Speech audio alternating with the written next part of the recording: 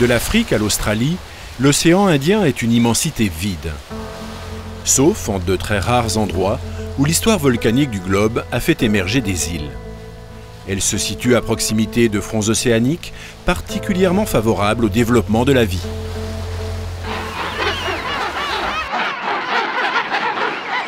Ainsi, au moment de leur reproduction, oiseaux et mammifères marins se retrouvent par millions dans ces archipels au sein des colonies qui les ont vus naître.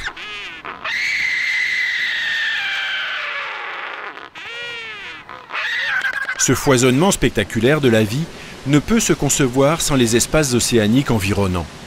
Les animaux passent en effet l'essentiel de leur vie en mer, pour s'y nourrir et nourrir leurs petits, explorant des zones de plusieurs centaines, voire plusieurs milliers de kilomètres de rayon.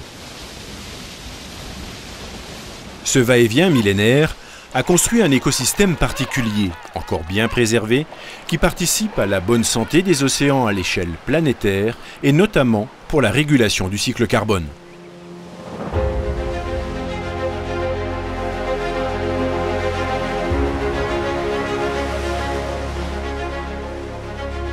Parce qu'elles sont exceptionnelles, mais aussi parce qu'elles sont vulnérables, les terres et mers australes ont été classées par la France en 2006 en réserve naturelle nationale.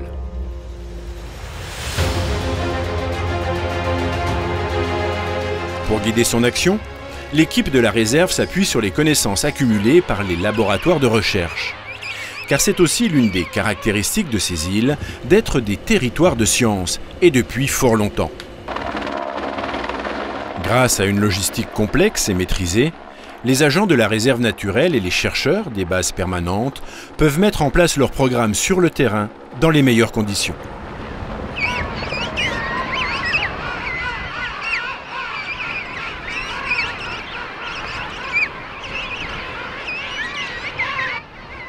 L'une des menaces les plus immédiates qui pèsent sur ces territoires est la présence d'espèces introduites par l'homme au cours de l'histoire. Elles sont des concurrentes ou des prédateurs redoutables pour les espèces natives. Certaines d'entre elles ont pu être éradiquées. D'autres font l'objet de campagnes de surveillance et de lutte. Et chaque fois que c'est possible, un programme de restauration écologique est mis en place afin de compenser les dommages subis. Pour limiter drastiquement les risques d'introduction et de dispersion de nouvelles espèces, des procédures de biosécurité de plus en plus exigeantes ont été mises en place. Elles concernent les personnes débarquant sur les Australes, mais aussi le fret, qui fait l'objet d'un contrôle rigoureux.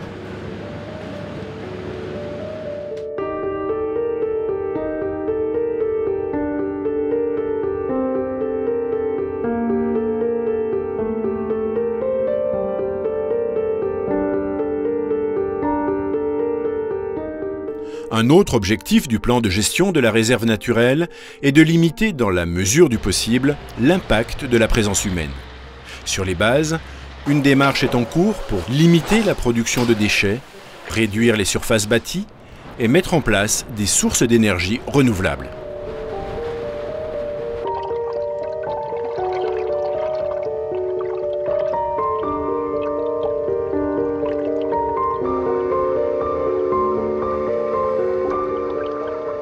Au-delà des actions déjà nombreuses sur sa partie terrestre, la réserve naturelle s'investit dans la protection des écosystèmes marins.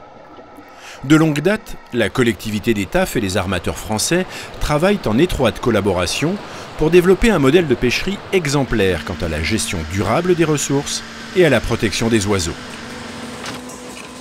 L'extension en 2016 du périmètre de la réserve naturelle à un domaine maritime très étendu a ouvert un vaste chantier. Ce sont de nouvelles menaces et de nouveaux impacts dans des milieux encore mal connus qu'il va falloir gérer. Avec le soutien des chercheurs, les agents de la réserve doivent identifier ces pressions, en particulier dans le cadre des changements climatiques globaux, avant de transposer ces résultats en mesures de gestion.